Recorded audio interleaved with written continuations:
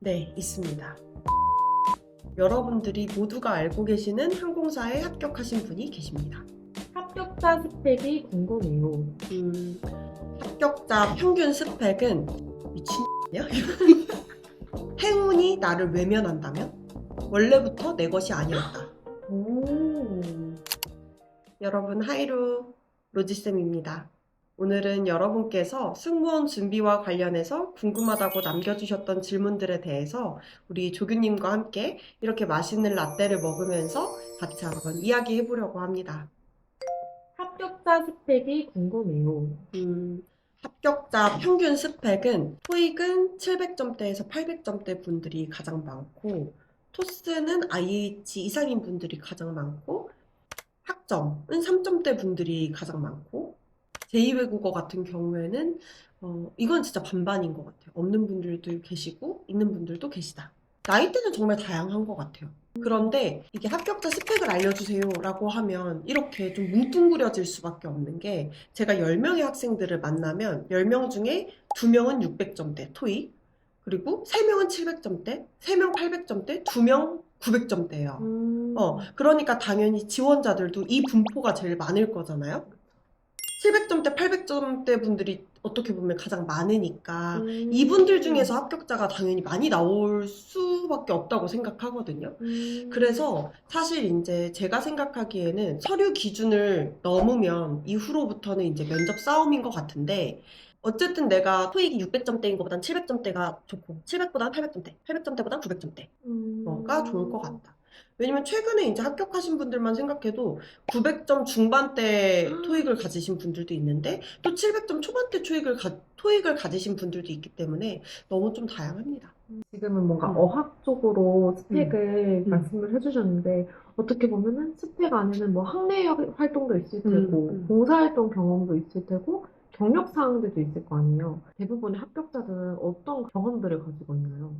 그런데 정말 다양한 경험들을 가지고 계신 것 같은데 공통적으로 이제 내가 안전에 관련한 경험을 쌓겠다라고 하시면 안전요원이라든지 아니면 뭐 공연장에서 일하시는 분들도 꽤 계시고 또는 영화관에서 일을 하셨더라도 안전 관련해서 좀 풀어내시는 분들도 있고 BLS나 이런 자격증 취득하시는 분들도 많고 서비스와 관련해서도 서비스업 경험을 좀 많이 쌓으시죠.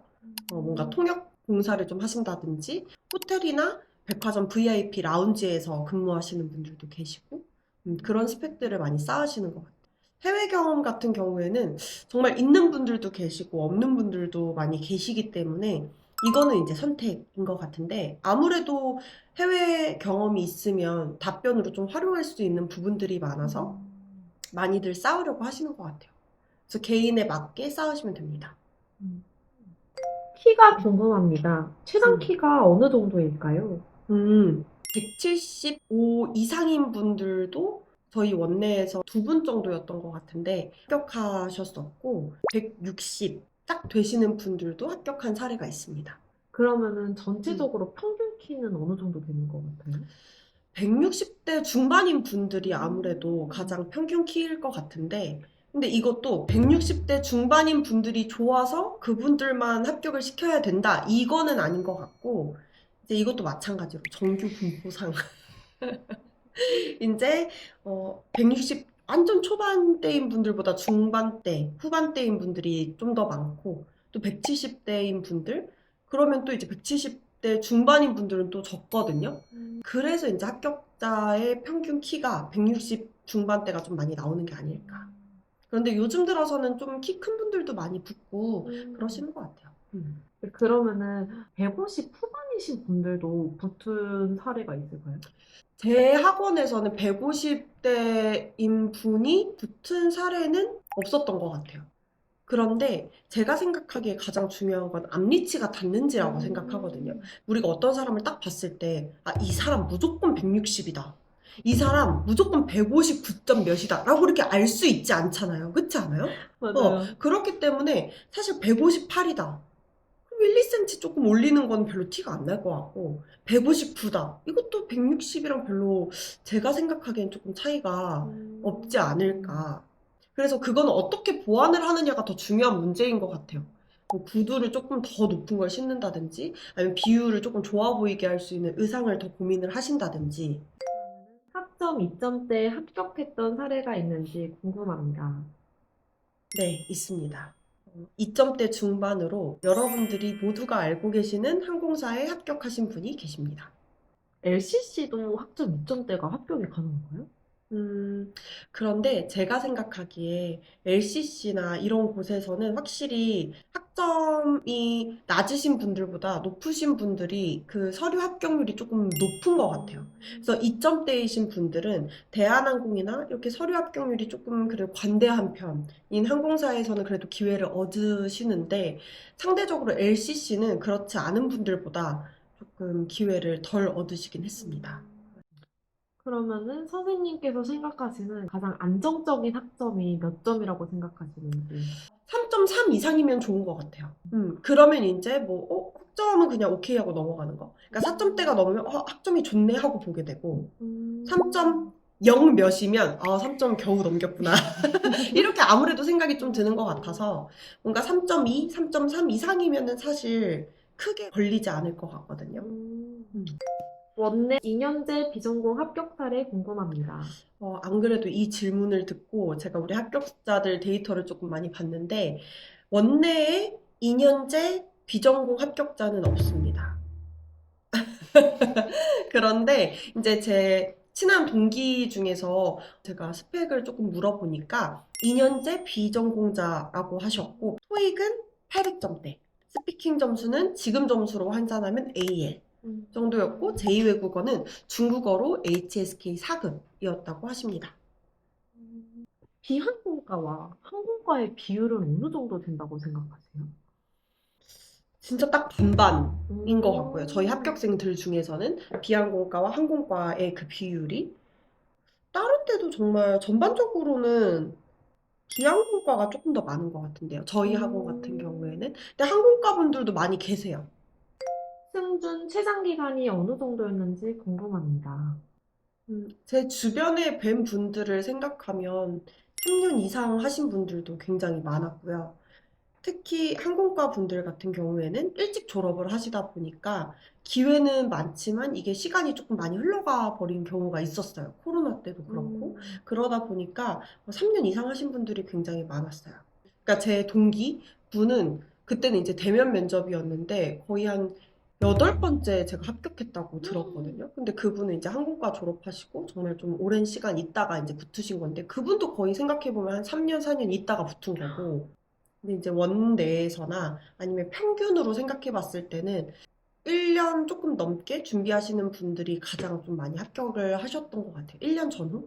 네, 저도 최장 기간이라는 게 어떻게 보면은 2년 이상으로 하시다 보면은 다른 진로로 트시는 분들도 있고 포기하시는 분들도 있으니까 장수생의 비율보다 그 2년 이내로 그쵸. 합격하시는 분들이 다 많은 게 조금 당연하지 않을까 그쵸. 그런 생각이 그러니까 보통 이제 2년 정도 이상이 되면 계속 하시는 분들보다는 정말 조교님 말씀대로 중간에 이제 다른 길로 가시거나 하는 분들이 많기 때문에 사실 그 비율 자체가 많지는 않아요.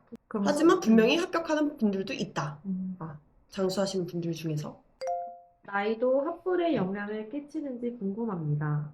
나이도 합불에 영향을 끼칠 수 있을 것 같은데 제가 생각하기에 그 영향이 여러분이 생각하는 것보다는 크지는 않을 것 같아요.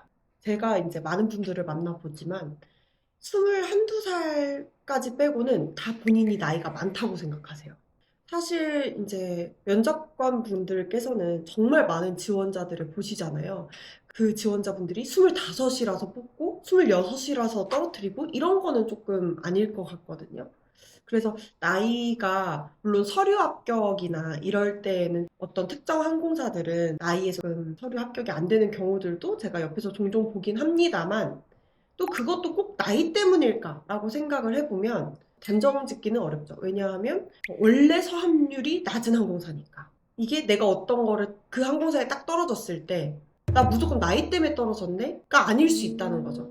뭔가 자기소개서에 보완이 필요했을 수 있고 또는 스펙이나 이런 점에서 눈에 띄는 게 없었을 수도 있고 그렇기 때문에 나이 하나만 가지고 내가 무조건 떨어졌다 얘기하기는 조금 어려울 수 있다. 근데 또 그렇게 생각하기에는 나이가 어린 분들이 훨씬 더 서합을 많이 하는 항공사도 있었거든요. 그렇기 때문에 이거는 나이가 합불에 영향을 끼칠 수는 있지만 그 영향이 여러분들이 생각하는 것만큼은 크진 않다. 그러면은 30대이신 분들이 합격하시는 경우도 많을까요? 우선은 있습니다. 그 수가 많지는 않죠.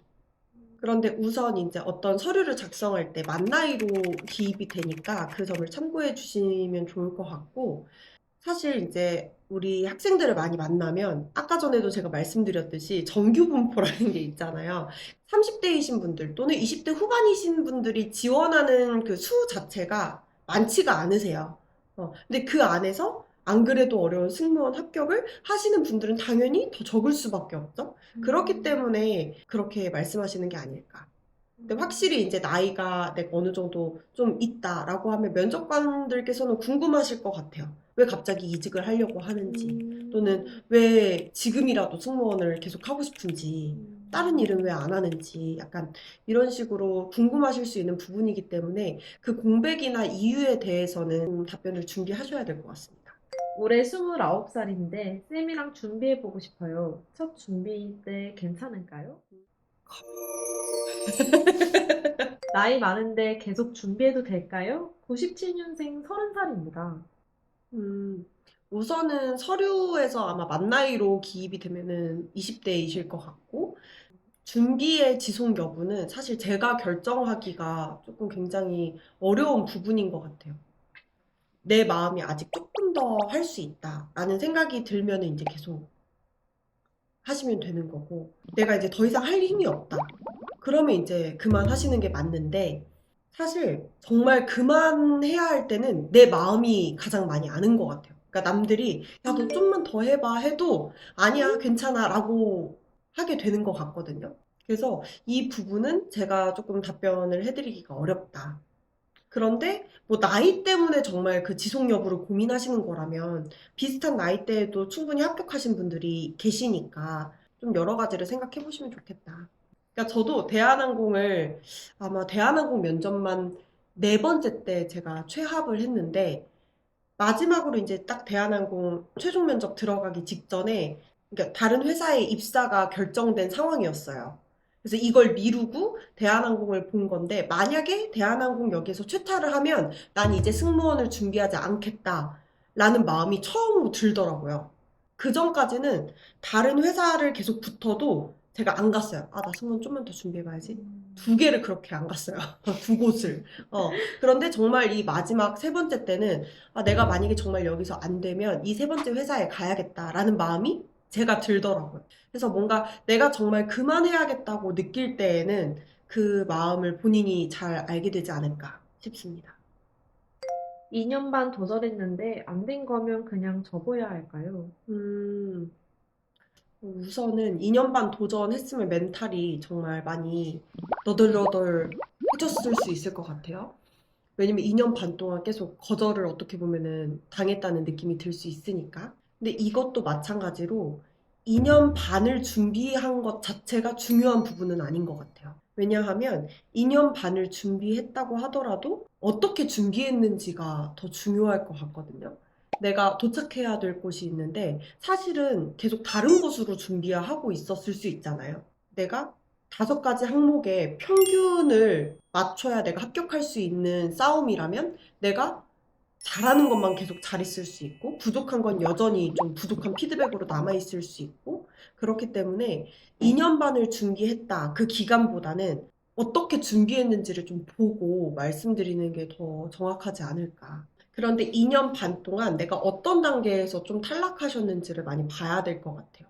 그러니까 실무 면접에서만 탈락했다면 내가 딱 눈에 띄는 면접 습관이 고쳐지지 않은 상태로 계속 면접을 보고 계신 걸 수 있거든요. 그래서 그런 부분인지 확인하시고 또는 내가 계속 최종 면접에서만 탈락을 하신다면 내가 이미지나 면접 습관은 어느 정도 준비가 되어 있지만 뭔가 그 한 끗, 딱 면접관의 마음에 딱 꽂히는 와닿는 한 끗이 조금 부족할 수 있어요. 그게 보통 이제 답변에서 많이 채워지기 때문에 내가 답변이 조금 부족한 거는 아닐까 생각해 보시면 좋을 것 같습니다. 그러면 선생님께서 생각하시는 이런 준비 방법에 대한 정답이 있을까요? 사람마다 모두 조금 다를 수는 있지만 제가 생각했을 때 그리고 저도 정말 많은 면접에 붙고 떨어지면서 생각해봤을 때는 우선은 답변부터 준비를 조금 해놓는 게 좋죠. 왜냐하면 우리가 배우가 연기를 하려고 해도 어느 정도 대본을 외운 상태여야 나한테 오는 피드백들을 내가 수용하고 적용할 수 있잖아요. 그런데 내가 대본을 안 외운 상태면 그거에 집중을 못 한단 말이죠. 이거를 이제 면접 준비에서도 적용을 해보면 내가 어느 정도 면접 습관을 보완하기 위해서는 내가 가지고 있는 답변이 있어야 되는 것 같아요. 익숙하게 좀 말할 수 있는 답변. 그래서 답변 먼저 만들고 그게 어느 정도 되고 난 다음에는 면접 습관 보완하고 그래서 기본 실력이 어느 정도 갖춰진 뒤에는 이제 항공사마다 정말 다양한 채용 방식이 진행된단 말이죠. 토론하는 것도 있고 영상하는 것도 있고 그래서 그거에 맞게 조금 세부적으로 준비를 시작하는 거. 00년생 이제 막 승준하는 거 늦을까요? 근데 00년생인 분들이 학생 중에서 가장 많은 것 같아요. 신입생 분들 보면은 00년생, 01, 02 이 분들이 지금은 제일 많은 것 같아요. 물론 이 면접 준비를 시작하시는 분들이 워낙 어린 친구들부터 많이 시작을 하다 보니까 늦었다고 좀 생각을 많이 하실 수는 있어요. 그리고 그 친구들에 비해서는 아무래도 20대 중반을 넘어가면 조금 나이가 많다라고 생각하실 수는 있는데 그래도 충분히 준비하시는 분들은 굉장히 많고 또 합격하시는 분들도 많이 계신다. 그럼 선생님이 생각하시기에 정말 이때는 좀 늦은 것 같은데 하는 나이는? 저는 만으로 30대가 넘어서 이제 준비를 시작하시는 분들은 준비 자체는 빠른 게 아니다. 준비는 조금 늦다. 다른 사람들에 비해서. 물론 이제 준비가 늦다고 해서 합격을 무조건 할 수 없습니다. 라고 말할 수 있는 게 아니지만 어쨌든 준비가 늦은 건 맞다. 근데 그거는 다른 직업도 마찬가지 아닐까요? 근데 그렇다고 해서 그게 학부를 결정하는 건 아닌 것 같다. 이거는 내가 어쨌든 하고 싶다는 마음이 전제인 거잖아요. 그러니까 내가 하고 싶은 거는 해봐야 되는 것 같아요. 그러니까 그게 굳이 승무원 과외를 하고 이런 게 아니더라도 내가 한번 직접 해봐야 내가 늦었구나. 아니면 내가 늦었지만 할 수 있구나. 이거를 결정할 수 있지 않을까. 그래서 본론으로 돌아가자면 이제 00년생 분들이 늦었다고 보기는 어렵다. 빠르지도 않지만. 토스 IH만으로 취업이 가능할까요? 스피킹 하나로 취업하신 분들이 종종 이제 이야기가 나오잖아요. 그렇기 때문에 그걸로 취업이 불가능할 것 같지는 않아요. 근데 원내에 많지는 않아요. 근데 이것도 마찬가지로 지원 자격에 부합하면 그걸로도 충분히 저는 취업할 수 있다고 생각하거든요. 근데 워낙 스피킹 하나만 가지고 계신 분들보다는 그래도 토익이랑 같이 가지고 계신다든지 그렇게 하시는 분들의 비율이 훨씬 많기 때문에 그러면 선생님께서 생각하시는 최고의 조합은? 솔직하게 말해도 되나? 네. 토익 900점대, 토스 AL, 그리고 제2외국어 하나 정도 있으면 좋죠. 근데 그게 이제 필수는 아니고 제가 원하는 거예요. 우리 학생들한테 제가 원하는 거. 전문대 졸업 후 학점은행제로 4년제 학위를 취득할 경우 이점이 작용하는지 궁금해요. 사실 지원 자격에 부합하면 2년제로도 충분히 합격하시는 분들은 많이 계시거든요. 근데 이제 4년제 학위를 취득하는 게 여러모로 도움은 될 수 있을 것 같아요. 예를 들어서 공백기를 좀 설명할 수도 있을 것 같고, 또는 4년제로 이제 지원을 하시는 경우에 이제 저 때는 그런 게 있었어요. 이제 2년제로 합격하신 분과 4년제로 합격하신 분과 그 진급할 수 있는 연도가 달랐거든요. 그런 부분에서 조금 차이가 있을 수도 있을 것 같아요.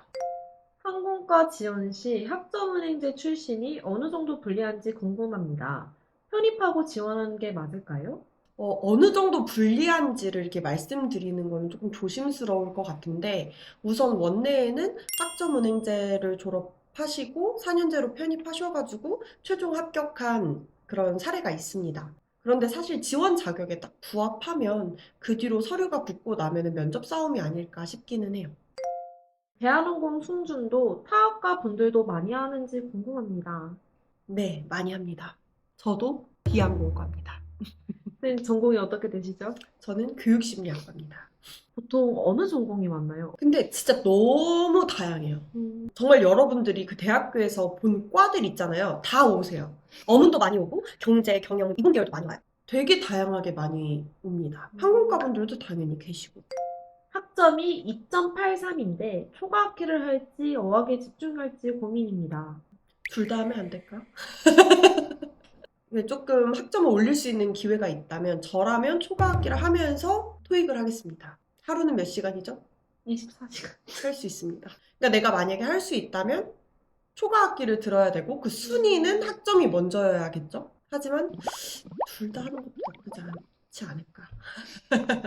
영상 면접에서의 자연스러움이란? 제가 생각하기에 영상 면접에서의 자연스러움이란 면접 습관이 조금 있더라도 또는 대본을 다 외우지 못했더라도 표정이 우리가 생각하는 만큼 밝지 않고 경련이 조금 나더라도 이 사람스러운 거가 자연스러움이라고 생각해요.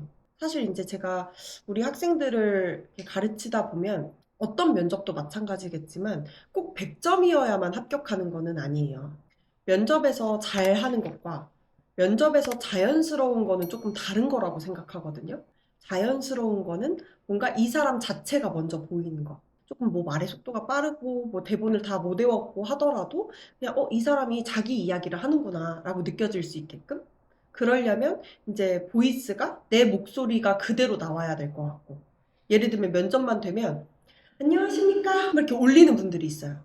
그러면 약간 이 사람 목소리스럽지 않잖아요. 그러니까 자기의 목소리로 말하는 거, 또 자기 얘기를 좀 해주는 거, 그런 것들이 합쳐져서 자연스럽다는 느낌을 주지 않을까 싶습니다.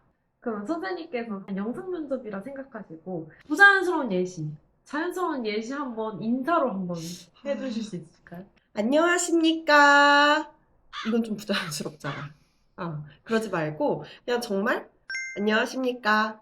이런 거? 뭔 느낌인지 알 것 같아요. 안녕하십니까? 우리가 실제로 대면 면접에서 안녕하십니까? 저는 로지쌤입니다.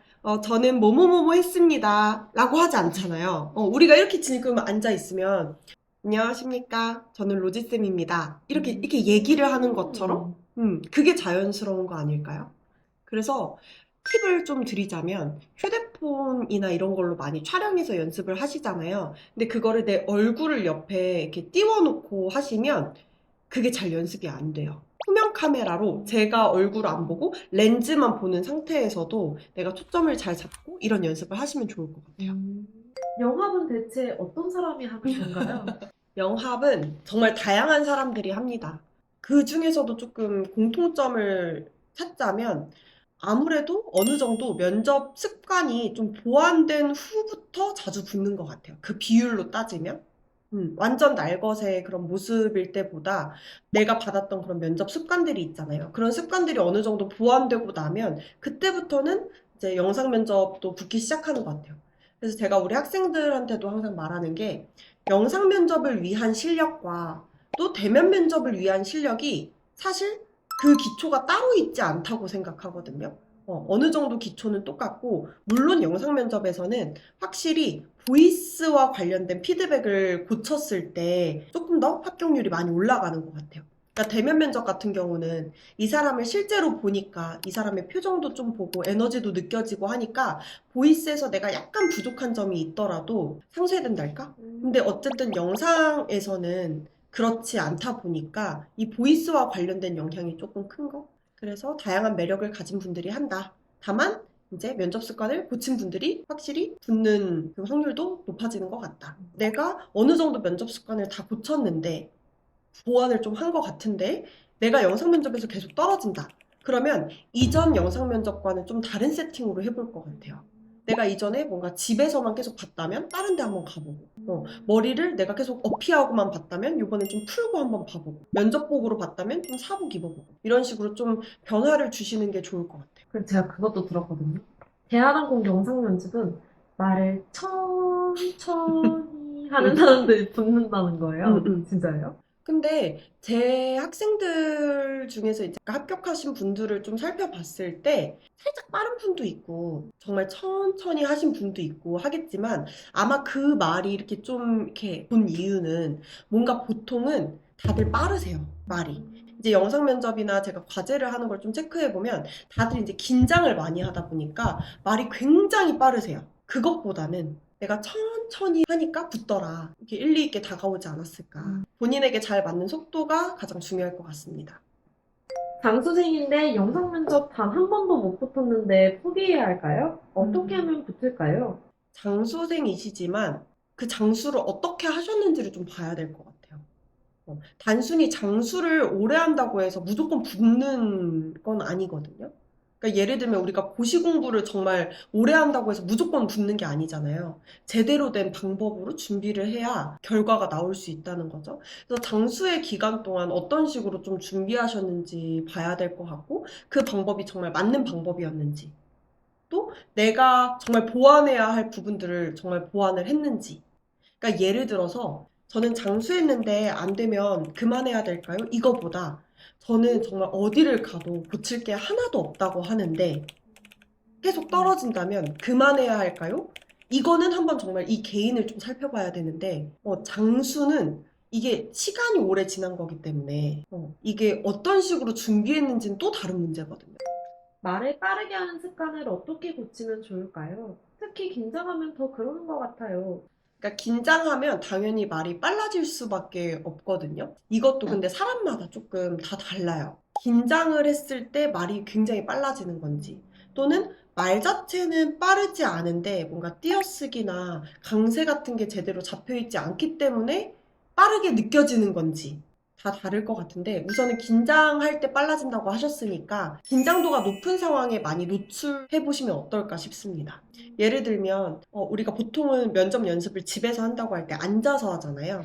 그거보다는 일어서서 해보면 말이 조금 더 빨라질 거예요. 왜냐면 살짝 긴장하거든요, 몸이. 일어서서 해봤으면 이제 구두 신고 한번 해보고, 그다음에 구두 신고 해봤으면 카메라 한번 켜고 해보고, 카메라로 해봤으면 녹화 한번 눌러서 한번 해보고, 그 다음에 반짝 스터디 같은 데 가서 새로운 사람들과 있을 때 한번 해보고, 그런 식으로 점점 긴장도가 높은 상황에 스스로를 노출시켜서 그때 이제 계속 의식적으로 속도를 줄이는 연습을 하시면 조금 도움이 될 것 같아요. 그래서 전 이것도 도움이 됐던 것 같아요. 저도 말이 빠르다는 피드백을 선생님한테 되게 많이 받았었거든요. 근데 그때 선생님께서 정말 내가 체감하기에 너무 느린데 싶을 정도로 말해야 맞아. 면접관의 입장에서는 적당하게 들린다는 거예요. 그래서 저도 너무 느린 것 같은데 정도로 연습을 하니까 그냥 이런 긴장하는 상황에서 딱 적당한 속도가 되는 것 같아서 이런 식으로 훈련을 하는 것도 좋은 것 같아요. 그게 진짜 좋은 게, 저도 모의 면접을 하면 우리 학생들 너무 빠르게 이제 말할 때가 많아요. 그러면 내가 이렇게 하는 거 알지? 이렇게 하는데 이 학생들은 이제 천천히 한다고 하는데 제가 느끼기에는 너무 똑같단 말이에요. 그래서 이렇게 해도 이 속도가 똑같아요. 그래서 제가 그때 이제 말씀을 드리죠. 이렇게까지 느리게 해도 쉽나? 쉽게 이제 느리게 해보라고. 그러면 살짝 느려져요. 그러니까 내가 이렇게 느리게 해야지 별로 이게 느려지지 않는다. 그래서 이걸 확인해 보실 수 있는 방법이 음성 녹음 한번 켜시고 내가 한번 말한 다음에 내가 조금 천천히 말해봐야겠다 해보시면 거의 똑같이 길이가 나올 때가 많아요. 그러니까 그만큼 속도를 줄이는 게 조금 어렵기 때문에 연습해보시면 좋을 것 같습니다. 혼자 보이스 연습하려는데 어떤 걸 보고 하면 좋을지, 또 무엇을 중점적으로 생각하면서 연습하면 좋을까요? 이게 사실 무언가를 보는 것도 굉장히 도움이 많이 될 것 같은데, 이게 사실 보이스와 관련해서는 원래 한 사람 한 사람이 다 피드백이 달라요. 아시죠? 네. 아시기 때문에 참 어려운데, 우선 어떻게 보면은 가장 기본적인 얘기를 조금 해드리자면, 답변을 쓰고 그걸 그대로 외워서 말을 하잖아요. 그러다 보니까 책 읽듯이 말하게 될 때가 굉장히 많아요. 안녕하십니까. 저는 가나다라 마바사입니다. 이런 식으로. 근데 그러면 우리는 실제로 대화를 하는 느낌을 주기가 좀 어렵단 말이죠. 그렇기 때문에 이제 그 문장에서 들어가야 되는 강세나 어떤 부분은 조금 느리게 읽어야 되고, 어떤 부분은 조금 톤을 살려야 되고, 이런 부분들을 이 답변 스크립트에 체크를 좀 하시고 그거대로 좀 연습을 해보시면 이게 보이스가 외운 말투라기보다는 조금 자연스러운 말투로 내가 암기할 수 있지 않을까 싶습니다. 그러면 약간 뭔가 외국 말투의 특징이라든지 아니면 좀 부자연스러운 보이스의 특징 같은 게 있어요? 뭐 정말 자주 흔한 게 끄듬에 좀 힘들어가는 거. 안녕하십니까. 저는 모모입니다. 제가 대학교를 다닐 때는 이런 식으로. 가나다라, 마바사, 아자차카, 다파하 이런 식으로. 이거는 그 끄듬의 강세가 있는 게 아니라 앞으로 좀 와야 돼요. 가나다라, 마바사, 아자차카, 다파하 이런 식으로. 또는 끄는 거. 그랬는데 저랬고 저랬는데 이렇게. 또는 끄듬이 날아갈 때도 있어요. 그랬습니다. 저랬습니다. 이런 식으로. 그래서 이건 사람마다 너무 다르기 때문에 이건 한번 직접 봐야 됩니다. 근데 저는 또 하나의 팁을 드릴게요. 선생님께서 그냥 친구들이랑 평소에 대화하거나 아니면 맞아. 전화할 때 목소리를 한번 맞아. 녹음해서 연습할 때 그걸 첨부해서 하라고 맞아. 하셨거든요. 우등생이었네. 그쵸? 맞아요. 근데 그러면 내가 강세를 어디다 줘야 되고, 내가 어떻게 해야 자연스러운 말투가 나오는지 모르겠다라고 하시면, 내가 이 답변의 내용을 친구한테 전화를 해서 말해준다고 생각하고, 조교야, 뭐 어쩌고저쩌고 했잖아. 나 근데 이때 그랬었다? 이런 식으로 한번 그걸 녹음한 걸 좀 들어보시면, 어디에 좀 강세가 들어가는구나. 이럴 때는 내가 조금 극적인 효과를 위해서 살짝 목소리를 줄이는구나. 저음을 쓰는구나. 이런 걸 좀 살펴볼 수 있지 않을까. 몸무게나 보여지는 것 때문에 걱정이 많아요. 외모 관리는 어디까지 해야 될까요? 이게 외모 관리가 아무래도 고민이 좀 많이 되죠. 그래서 끝없는 다이어트. 물론 예쁘게 가꿀수록 좋겠죠. 그런데 그게 너무 과해지면 조금 힘들 것 같아서 제가 생각하기에 어떤 여자분을 딱 봤을 때 지금 딱 좋은데요? 라고 하면 이제 110을 보통 빼는 것 같아요. 키에서. 근데 이제 이 승무원 준비하시는 분들은 워낙 날씬하신 분들이 많잖아요. 그러다 보니까 다들 이제 빼자 하고 열심히 빼는데 그래서 이제 면접복을 입었을 때 좀 내가 부해 보이지 않으려면 한 113에서 117 사이에 들어오면 어떨까 싶기는 합니다. 그냥 제가 생각하기에 113에서 117 사이면 그래도 막 너무 스트레스 받지 않고 준비하셔도 되지 않을까. 근데 이제 사람마다 조금 다르겠죠. 볼살이 많으면 조금 더 이제 빼시는 분들도 있고, 그렇지 않으면 조금 그냥 찌우시는 분들도 있고, 저도 제 키에서 한 112 정도 뺐던 것 같아요. 111, 2? 근데 오히려 제가 115를 뺐을 때는 실무에서 다 떨어졌거든요. 그때는 실력이 없었거든요. 실력이 없었어요. 근데 제가 그때보다 한 3, 4kg 더 찌고 실력이 있었을 땐 실무는 다 붙었어요. 그러니까 한마디로 몸무게를 2, 3kg 빼는 거 그것보다 사실은 실력을 보완하는 게 어쩌면 합불에 더 중요할 수 있다. 제가 생각하기엔 그렇습니다. 그러면은 통통하신 분들도 합격한 적이 있어요? 통통하신 분들도 합격한 적이 있고 제가 이제 준비할 때 우리가 딱 봤을 때 조금 통통하시다 한 분이 합격하신 그 경우들도 꽤 있고 하지만 중요한 건 항상 제가 말씀드리는 게 그거예요. 내가 어학이 조금 부족해도 합격할 수 있고 뭐가 부족해도 합격할 수 있는데 그러려면 다른 부분들을 조금 더 보완해야 된다고 봐요. 그러면은 몸무게를 제외하고 뭔가 순중생이 했으면 하는 외모 관리 추천하실 게 있다면 무엇이 있을까요? 제 생각에는 피부 관리하는 게 좀 중요할 것 같아요. 피부가 생각보다 첫인상에 되게 중요하거든요. 그리고 피부는 국내 항공사보다 외국 항공사에서 조금 더 엄격하게 보기도 해요. 근데 피부가 정말 뭐 하나 안 나는 정말 그 꿀피부를 만들면 너무 좋겠지만 그게 조금 힘들다면 패이는 상처 조금 조심한다든지 아니면 면접 앞두고 그렇게 고데기에 대여와 여기는 그렇기 때문에 그런 화상 자국 조금 조심하신다든지 또는 내가 샵에 가서 이거를 이제 가렸을 때 조금 가릴 수 있는 정도로 피부를 좀 관리하시는 게 좋을 것 같습니다. 그래도 외항사 중에서 정말 이 스카 꼼꼼하게 보기로 유명한 그 항공사에 흉터 정말 많은 우리 학생도 합격해서 다니고 있거든요. 그래서 이게 피부가 무조건 정말 좋아야만 합격한다 이거는 아니지만 피부를 그래도 잘 관리하시는 게 좋을 것 같습니다. 그리고 오픈 채팅방 보면은 약간 네일 즐겨 하시는 분들이 면접 앞두고서 네일을 해도 되냐 약간 이렇게 많이 물어보시더라고요. 네일 같은 거는 어떻게 하면 좋을까요? 우선은 눈에 띄는 화려한 네일 같은 경우는 영상 면접은 전혀 상관이 없죠. 근데 대면 면접 같은 경우에는 어쨌든 계속 그 손으로 좀 시선이 갈 것 같아요. 근데 이제 정말 마음에 들면 이 사람을 뽑겠지만 굉장히 우리한테 주어진 시간은 짧잖아요. 내 표정도 봐야 되고 판단도 해야 되는 그 바쁜 시간에 뭔가 손으로 계속 시선이 가면 나한테 너무 손해일 것 같아요. 그렇기 때문에 너무 시선을 끄는 화려한 네일 같은 경우는 저는 좀 지양하는 게 좋을 것 같고요. 꼭 이제 면접에 가기 전에 네일을 무조건 받아야 된다. 저는 그렇게는 생각하지 않아요. 선생님이 생각하기에 승무원 합격에 가장 중요한 건 어떤 거라고 생각하시나요? 제가 안 그래도 이 질문이 정말 어려웠거든요. 왜냐면 승무원 합격에 중요한 건 한두 가지가 아니기 때문에 정말 어려웠는데 제 합격자 명단들을 쭉 봤어요.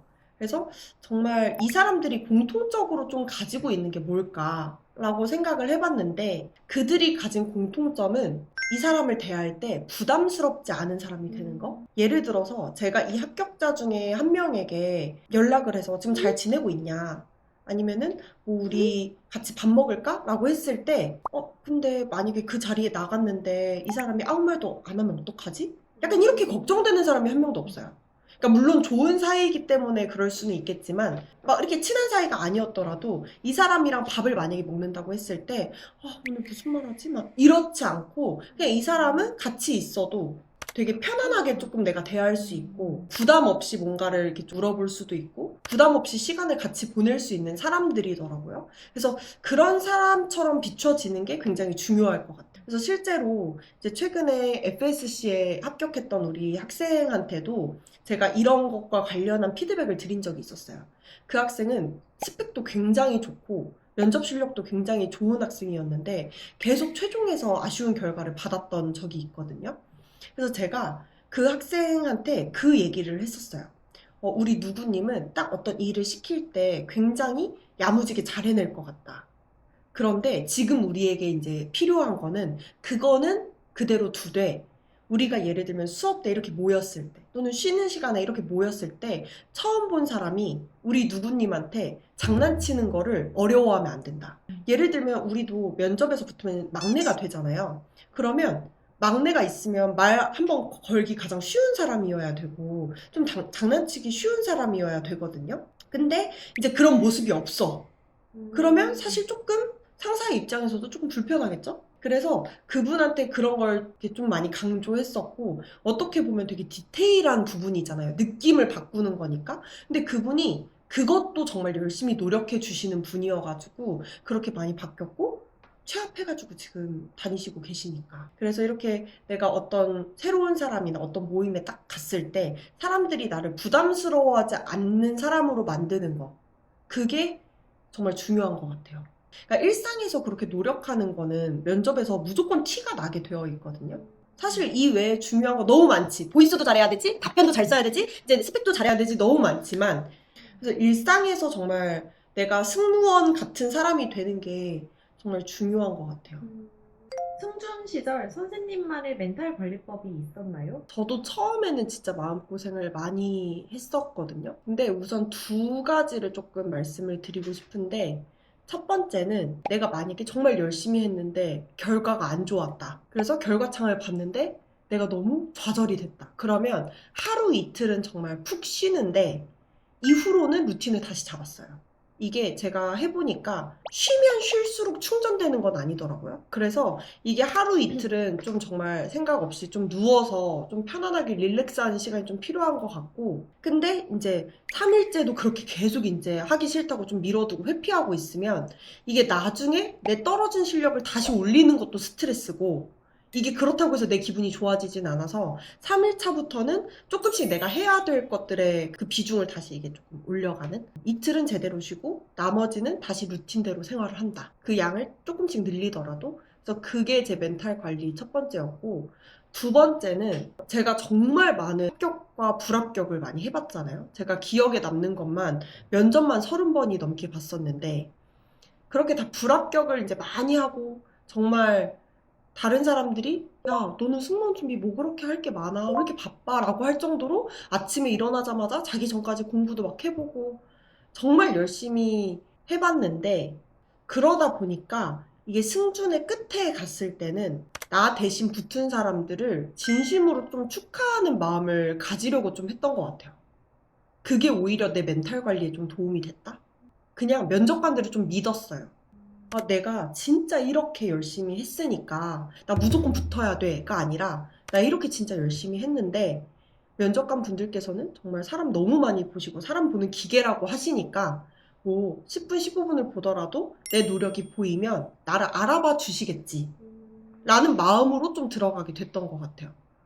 그러니까 너무 잘했는데 떨어져 본 경험도 있고 이때 살짝 뭔가 느낌은 안 왔는데 붙었던 경험도 있고 하다 보니까 실력이 어느 정도 다 준비되고 나서는 제 멘탈 관리를 위해서 내가 할 수 있는 것은 최선을 다하되 뭔가 면접관 분들께 그 공을 넘기는 거, 알아봐 주시겠지 이 마음, 그리고 플러스 그렇게 내가 최선을 다했고 그렇게 내가 맡겼는데 이게 나한테 기회가 오지 않았다. 그러면 저 사람이 나보다 더 좋은 승무원이 될 수 있겠지라고 생각하는 마음을 좀 가졌던 것 같아요.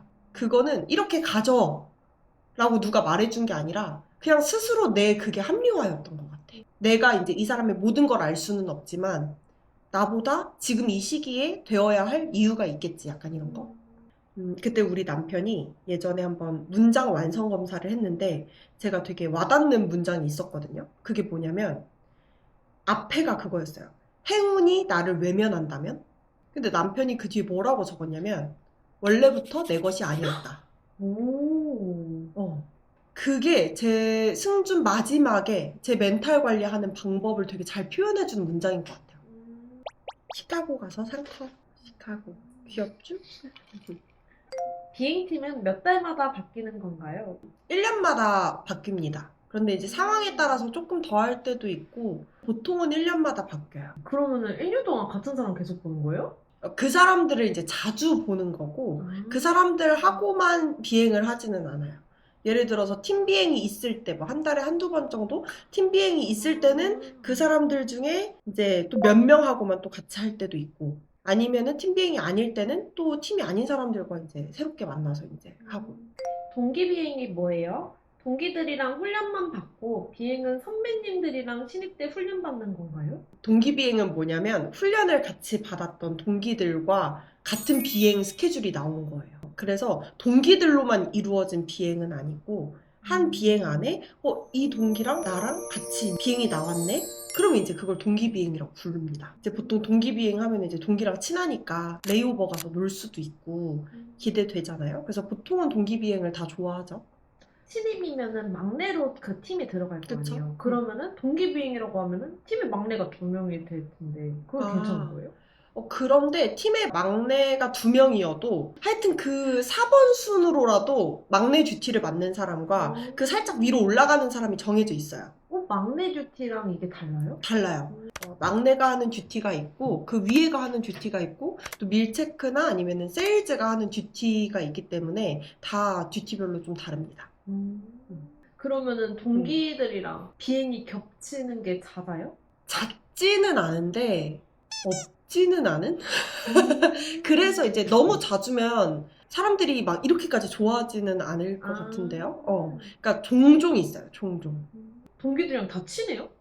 그러니까 보통은 동기라고 하면 어쨌든 마음이 좀 열려 있죠. 내 동기니까.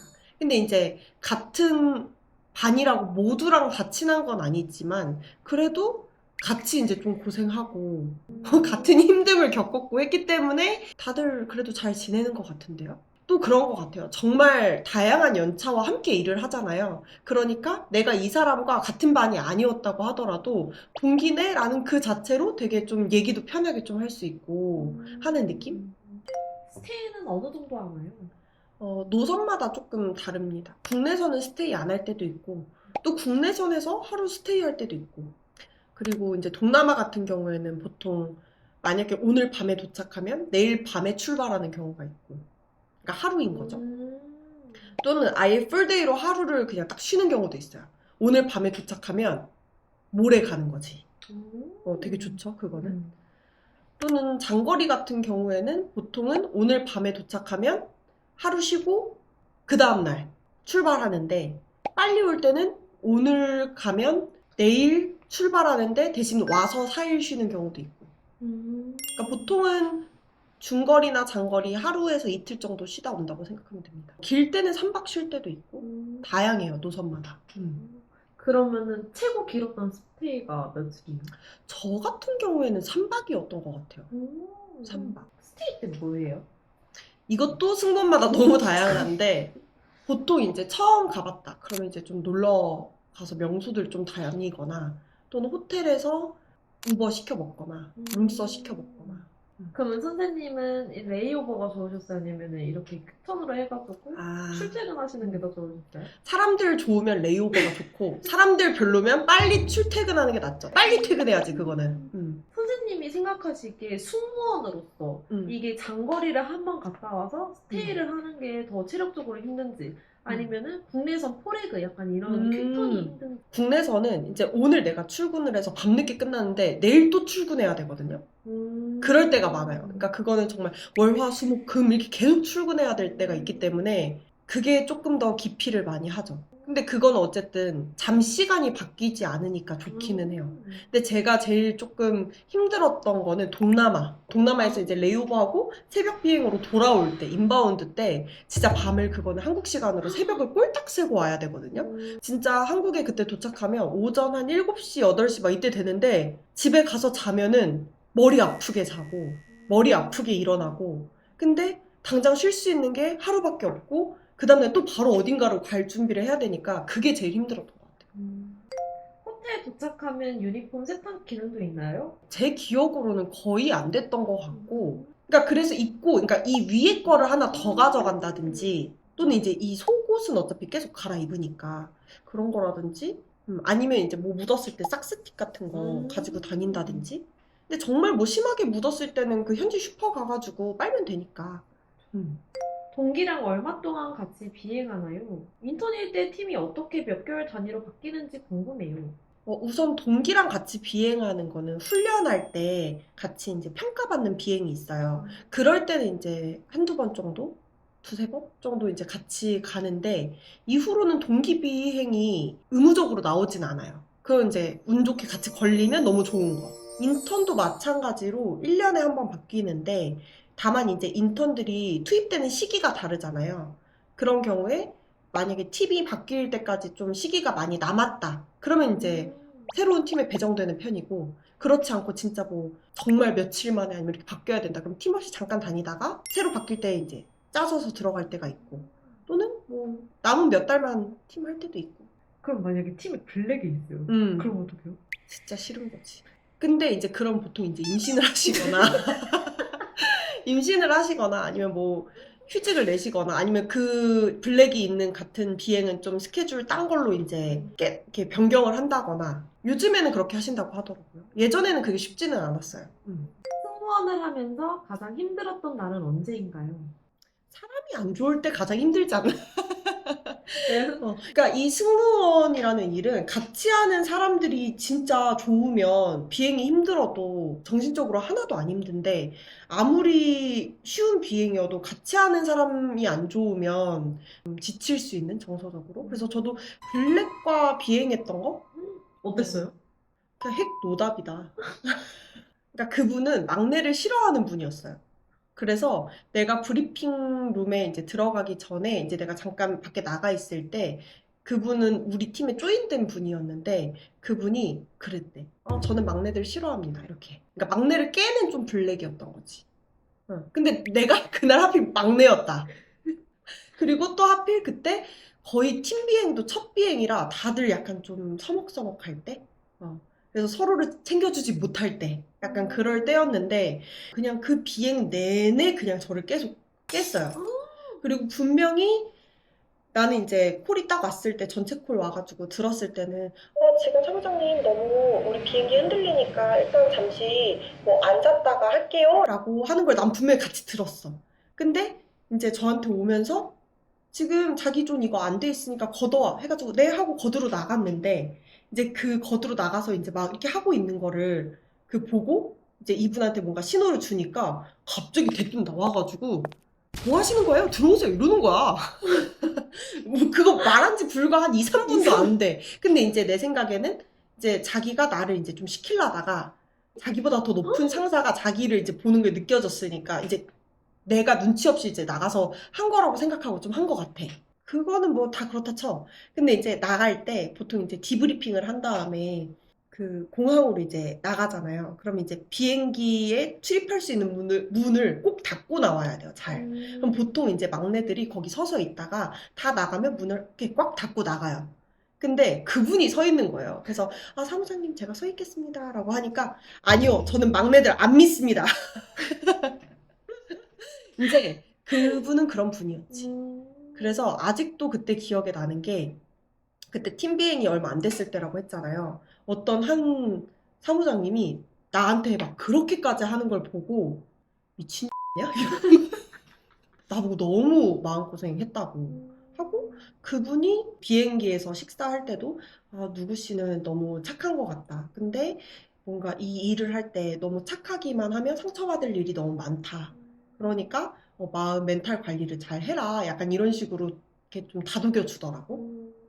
그래서 그렇게 좋은 선배도 있다. 신입 때를 좀 생각을 해보면 저는 어쨌든 일에 대한 욕심이 굉장히 큰 사람이거든요. 근데 이거는 이렇게 준비를 해서 뭔가 내가 그동안 해왔던 방식과는 되게 다른 일인 거예요. 예를 들면 현장에 투입하기 전에는 정말 이 사람이 승무원으로서 알아야 할 기본적인 것만 딱 알려주고 바로 현장에 투입하면 그때부터는 이제 눈치껏 좀 배워야 되는 게 되게 많은 거죠. 그때는 어떻게 보면은 이제 내 효능감이 되게 안 느껴지는 시기니까 그럴 때 조금 힘들었던 것 같고 왜냐면 내가 만약에 집에서 정말 밤새서 이 비행을 연습이라도 해볼 수 있으면 해가지고 완벽하게 이렇게 해낼 텐데 그게 아니니까 이제 그게 좀 익숙해지지 않을 때 신입 때가 제일 힘들었던 것 같아요. 그래서 우리 학생들도 보면은 그때를 제일 힘들어하고 그 이후에 조금 적응되면 괜찮아 하더라고요. 저는 진짜 비행 준비를 열심히 하는 편이었거든요. 예를 들면 내일 비행이다. 그러면 그 안전 관련한 이제 교재라든지 그런 것들을 다 읽고 갔어요. 그래서 비행 준비만 한 3, 4시간 걸리고 막 이랬었는데 어느 순간 약간 현타가 오는 거예요. 이 비행이라는 거는 내가 이렇게 엄청 열심히 준비를 했을 때 이게 항상 시험처럼 100점으로 딱 나오면 좋은데 그게 아니라 내가 그날 누구와 만나는지 또 그 사람과 합이 잘 맞는지 그분이 호의적인지 이거에 따라서 너무 달라질 수 있는 거라서 내 노력의 양보다 그 사람이 어떻게 생각하는지에 따라서 더 달라질 수 있다는 게 약간 조금 그게 힘들었다? 승무원을 하면서 음. 나 진짜 승무원 되게 잘했다 했던 순간. 뻔할 수도 있는데 이제 부모님 모시고 그때 처음으로 이제 제드 써가지고 국내선으로 여행을 갔던 적이 있어요. 그때 되게 뿌듯했었고 또 하나는 너무 많은데? 예를 들면 신혼여행을 갈 때 신혼여행 비즈니스 티켓이 나옵니다. 그 비즈니스 자리가 있으면 탈 수 있는 그래서 그거를 타고 비즈니스로 왕복을 이제 다녀왔을 때 남편이 너무 좋아하는 거지. 그리고 저도 너무 좋아했고 또 시부모님과 이제 저희 부모님을 효도 여행으로 비즈니스로 장거리 그때 유럽을 보내드렸습니다. 그래서 그럴 때 정말 나 승무원 되게 잘했다 이렇게 생각을 좀 했죠. 그러면 이런 복지인 거잖아요. 그런 제르티켓 음. 같은 게. 그런 게 가족에서 어디까지 적용이 돼요? 아마 제 기억으로는 부모님 그리고 내 자식 그 다음에 30세 미만의 형제 자매 마지막 질문. 음. 로지모드 학생이랑 모든 승종생들에게 해주고 싶은 말이 있다면? 승무원 면접에 대한 강의를 진행하는 사람으로서 이런 말을 드리는 게 약간 힘 빠지는 말일 수도 있겠습니다만, 제가 이제 승무원을 준비할 때 같이 이제 준비했던 사람들이 있잖아요. 그 중에서는 승무원이 된 사람들이 있고, 승무원이 안 된 사람들이 있어요. 지금까지도 정말 친하게 지내고 있거든요. 우리는 지금 모두 다 승무원을 이제 꿈꾸고 있잖아요. 근데 지금 와서 돌아보면 승무원이 안 된 사람들이 그러면 나 승무원 안 돼서 너무 속상해. 나 너무 아쉬워. 이렇게 얘기하냐? 한 명도 그런 사람이 없어요. 다 지금 자기가 하고 있는 일에 만족하면서 하고 있고 내가 그때는 이런 마음에 내가 하고 싶어 했는데 이 일 너무 재밌게 하고 있고 그렇습니다. 그럼 승무원이 된 사람들은 너무 만족하면서 하냐? 사실 또 그렇지는 않아요. 어떤 분들은 퇴사하는 분도 있고, 물론 잘 다니는 분들도 있고, 저처럼 이렇게 퇴사하고 더 천직인 일을 찾아가지고 이렇게 하는 분들도 있고, 그래서, 물론 여러분들이 지금 승무원이라는 그 꿈을 딱 봤을 때, 이게 전부처럼 보일 수 있고, 이게 안 되면 정말 의미 없고, 몇 년 날린 것 같고, 이럴 수 있지만, 그게 아니다. 또, 마찬가지로 승무원이 되어서 합격을 했다. 또 그게 끝이 아니다. 이런 생각을 잘 갖고 있어야 이런 승준 기간 속에서 내 마음을 잘 지킬 수 있을 것 같아요. 제가 우리 학생들한테도 항상 하는 말이기도 하거든요. 승무원이라는 꿈이 나보다 너무 커지면 안 되는 것 같아요. 나에게 정말 여러 가지 내가 있어요. 예를 들면 20대로서의 내가 있을 수 있고 심리를 좋아하는 내가 있을 수 있고 승무원이 되고 싶은 내가 있을 수 있고 어떤 사람의 여자친구인 내가 있을 수 있는데 이 어떤 하나가 너무 커버리면 다른 내가 잘 기능하고 있음에도 불구하고 내 전체가 너무 좌절하는 것처럼 느껴지니까 이 여러 가지의 나 중에서 적절한 균형을 잃지 않으시길 바랍니다. 감사합니다. 그래서 Q&A는 여기까지 할 거고요. 부족한 답변이었지만 여러분들에게 그래도 조금이라도 도움이 되었으면 좋겠습니다. 다음에 또 만나요. 빠이로!